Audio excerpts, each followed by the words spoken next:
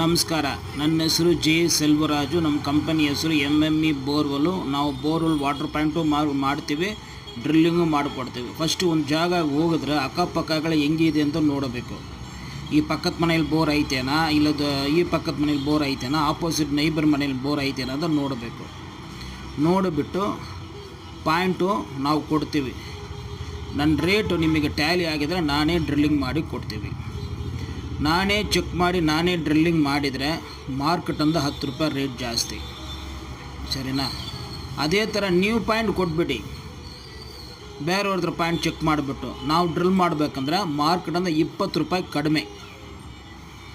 ಈಗ ನಾನು ಪಾಯಿಂಟ್ ಕೊಟ್ಬಿಟ್ಟು ಬಂದಿದ್ದೀವಿ, ಬೇರೆಯವ್ರು ಮಾಡೋಕ್ಕಿದ್ದಾರೆ, ಅವ್ರಿಗೇನು ಪ್ರಾಬ್ಲಮ್ ಇಲ್ಲ, ಅವರು ಕಡಿಮೆ ಮಾಡ್ಬೋದು, ನಾವು ಕಡಿಮೆ ಮಾಡಿಕೊಡ್ತೀವಿ, ಸರಿನಾ?